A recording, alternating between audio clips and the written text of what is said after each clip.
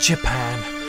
Birthplace of so many cool things like sushi, Pokemon, that weird girl who crawls out of TVs, and for 3 weeks, home to this asshole. Yeah, that's me. So, our journey starts here, thousands of feet in the sky, sat in a giant metal tube surrounded by gallons of highly flammable fuel. Oh, I'm not scared of flying or anything.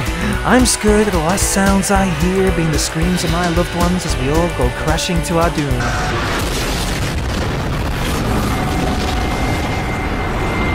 But that's nothing a little Sex in the City can't handle. Oh my god, did you just hear me? That is such a Miranda thing to say. Then, 8 glasses of wine and one annoying on-again, off-again relationship later, I touched down safely in Japan, where a very sweet but very fancy old man took our bags, even though I insisted I could carry my own as it was pretty heavy, but judging by the fact he kept calling me Michelle, I can only assume he thought I was transitioning and was just being a woke AF gentleman. When I finally reached my hotel, I got my first taste of Japanese weather, and it suddenly dawned on me maybe it was a bad idea booking in monsoon season. Either way, after more than 24 hours with no sleep, there was only one thing on my mind.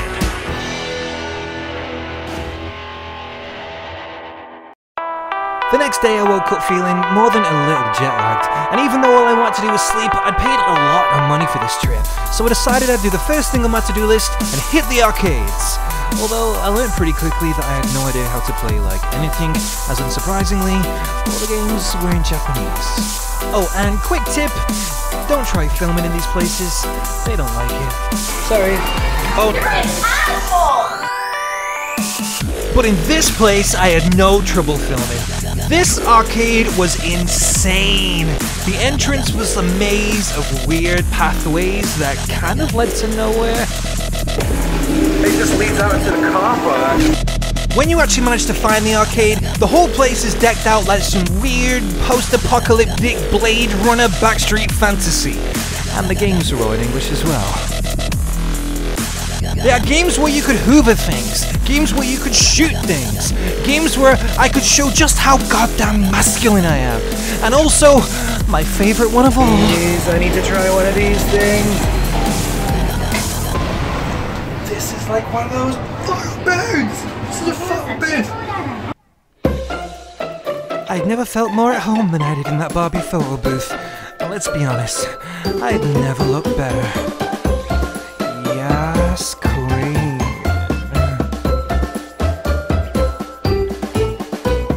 After a few little touch-ups, my Barbie photoshoot fantasy was over. Video games seem to play a big role in Japanese culture. There are even restaurants based on them, like this one, based on Final Fantasy. And even though I'm not a Final Fantasy stan, I do love me some good food. This place has so much stuff. They had pizza, and meat, and alcohol, and more meat, like literally everything was meat. They also did this weird raffle thing which I do not remember signing up for, but I ended up winning first prize, which was this giant cake thing which was seriously far too big for any normal human being. Except me. If you've got the appetite of an elephant like I do, Japan is perfect. Everywhere I went, there are tons of places to stuff my fat face. I mean, where else in the world can you order a hot bowl of bukkake? There's so much variety in Japan. I mean, I even managed to convince someone I wasn't total trash, and I was allowed in a fancy restaurant. Yes, for just £155, you too can sit at the top of a building, eating food that you cooked yourself. Which I should never be trusted to do. Fuck. But nowhere could compete with this place. Oh, what's that you say? It looks familiar? Here's a hint.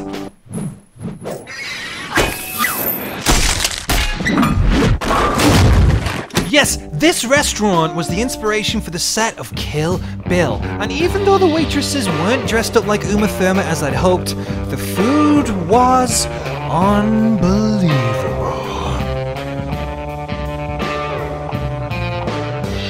Yes! Yes! Yes! That place was so good. Oh, I nearly tripped over the step. A little too many libations, maybe. That place was so nice. Possibly the best food I've had in Japan since I've been here, the whole week. If you guys get the opportunity to go, you're gonna have to go to Gonpachi in Roppongi. It's a lot of words, but trust me, it's worth it. That night on the taxi ride back to the hotel, I realized that all I'd done so far in Japan was just eat food and play video games. And I do that all the time at home. I needed a unique Japanese experience. So the next day, I took a train to a neighboring city whose name I cannot pronounce, and it was there that I found it. The most uniquely Japanese experience going. I found the Robot Restaurant! When you go out versus when you come back home. The place was insane. It sort of made me think of what would have happened if Liberace and Elton John had teamed up to create a human cyborg hybrid that took over the world and forced everyone to take LSD.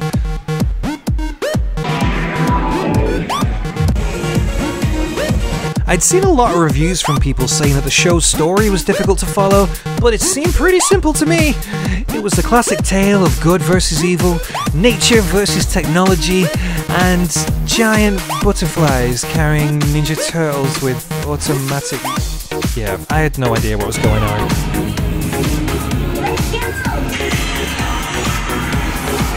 But to be honest, when a show is this good, who needs a story?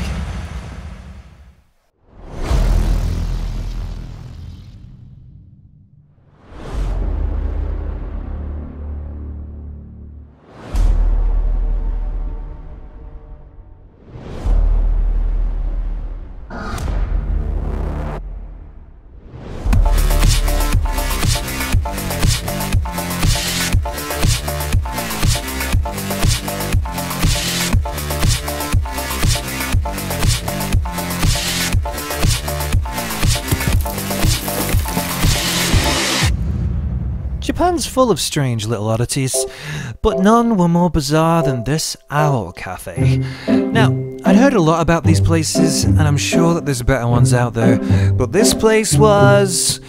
it was something. I mean, the owls were cute and all, but there were just so goddamn many of them. They were all in one small little room, and the cafe part was just like a vending machine in the corner. And even though I did appreciate the random scream mask they had on the wall, I couldn't help but keep thinking, these are wild animals, and something about it just didn't feel right to me. So, I left. I was getting a little tired of the fast-paced vibe of the inner city, and after my time in the poop-filled owl cafe, I felt the need for a little spiritual cleansing. So I went to one of Japan's biggest temples, where I saw a bunch of people stood round a giant fire pit, wafting smoke into their face. I mean, I was confused about it at first, and I was even more confused after trying it myself.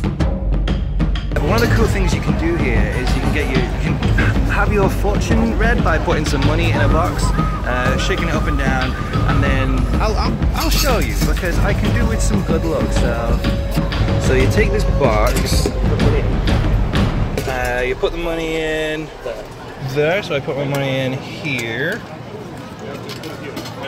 I take this and shake it upside down until a fortune pops out, like this. And then the stick has like a symbol on it, which I don't think you can see, but I've got to match it to these boxes here. My symbol is this. How the heck am I meant to do this? Okay, so I think I found it finally. That one.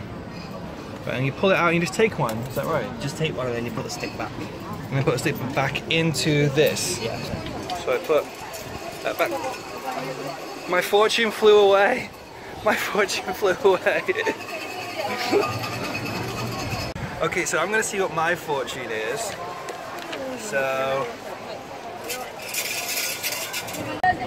So my bad fortune says your body is one but with two different kind mind. So everything goes out of order, just like lunar eclipse. Make the sky all dark, all will be at dark. though fortune approaches to you, but you can't get it. Just like a fish can't meet water, there may be so many possibilities to be a bad case for you. The request will not be granted, the patient will be unhappy, the lost article will not be found, the person you wait for will not come. Oh my god. Let's stop, build a new house and removal, any kind of marriage, to start a trip, new employment are all bad. So you have That to... just told me not to travel. I've got to travel home. Well, apparently, if you get a bad fortune, so that it doesn't stick with you, you've got to pin it onto this thing here. So I'm just going to tie this up, and hopefully that will get rid of my bad fortune.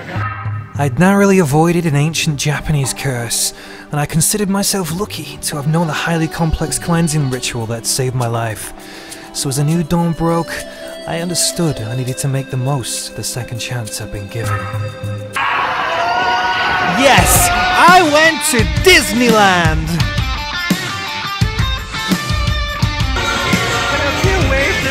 Disneyland to me is everything.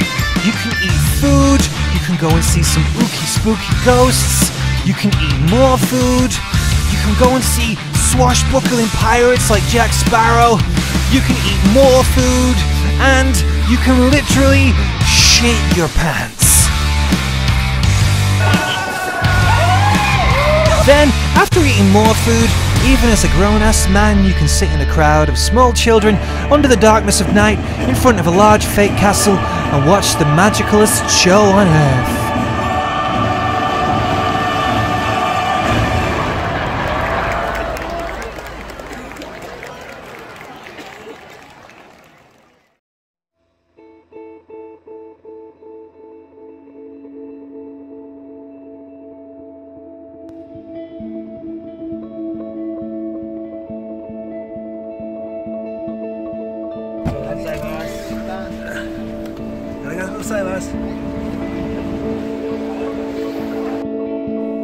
It was my final night in Japan, and as I took my last taxi ride back to the hotel that night, I couldn't help but feel more than a little sad to be going home. Japan was like nothing I'd experienced before. I mean, sure, it has its failings like any place does, but what really sets Japan apart from anywhere else I've been is its heart. A heart that beats unrelentingly, deep into the night, beyond the buzzing of its neon skyline. You can find it in the courtesy of strangers at a local bar, in the joy brought by musicians playing in the park, or simply in the kindness and respect of a couple of police officers. See, it's the people of Japan that really make it so special. It's them that make it feel so alive. So, as the wheels of my plane left the tarmac, I listened, as the beating of Japan's heart grew more and more distant, slowly taking with it a little peace of mind.